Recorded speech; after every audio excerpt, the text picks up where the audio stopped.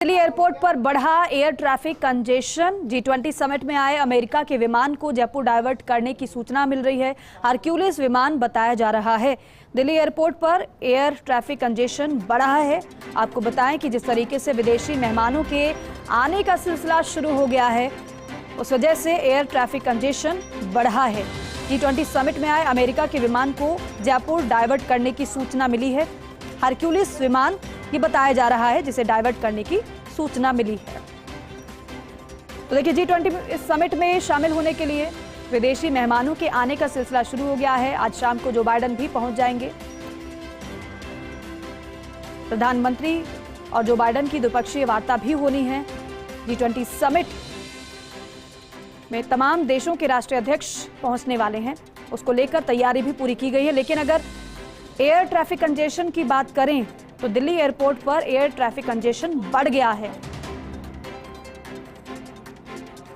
फिलहाल G20 summit में आए अमेरिका के विमान को जयपुर डाइवर्ट करने की सूचना मिली है और ये जो विमान बताया जा रहा है वो है हरक्यूलिस।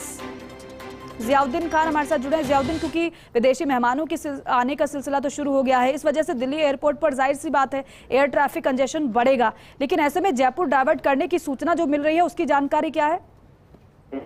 रितिका, ये पूरा जो डाइवर्ट करने की जो जानकारी थी पूरी तरह से सही है। चूंकि एयरपोर्ट प्रशासन को एक सूचना मिली थी कि दिल्ली एयरपोर्ट के ऊपर एयर ट्रैफिक जो बढ़ चुका है, उसके वजह से डाइवर्ट जयपुर किए जाएंगे विमान। चूंकि ये जो विमान जयपुर एयरपोर्ट पे पहुंच रहा है या पहुंचा है अभी तक, तो वो हरक्यूलिस श्रेणी का विमान है जो अमेरिका का है। अमेरिका एयरपोर्ट का जो विमान बताया जा रहा है, इसके अंदर संभवतः ये संभावना भी जताई जा रही है कि जब जो बाइडेन यहाँ पे दिल्ली पहुंचेंगे तो उनकी सुरक्षा की एहतियात की सुरक्षा के लिए जो नियर बाय जो एयरपोर्ट होता है जहाँ पे इन विमानों की लैंडिंग होती है, वहां पे पहले से ही एक टीम मुस्तैदी के लिए पहुंच जाती है ताकि किसी तरह की लास्ट वक्त के अंदर दिल्ली एयरपोर्ट पे का विमान लैंड नहीं हो सके, तो उसको नियर बाय जो एयरपोर्ट है उस पर लैंड करवाया जा सके।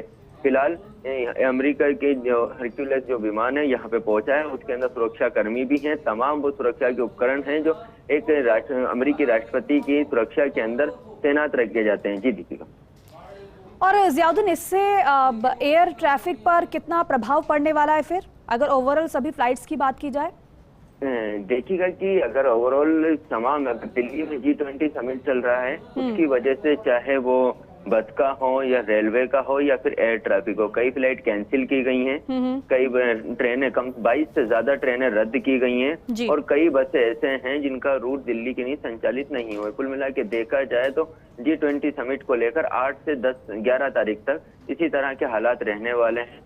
ऐसे में यात्रियों को खासी परेशानी तो हो रही है, लेकिन G20 समिट की सुरक्षा को लेकर यह कदम उठाया गया है। फिलहाल किसी तरह के कोई भी जो फ्लाइट हैं, अगर उनको इमरजेंसी लैंडिंग होती है तो उनको जयपुर एयरपोर्ट या नियर बाय जो एयरपोर्ट होगा वहां पे लैंड करवाया जाएगा। क्योंकि पार्किंग की भी समस्या है।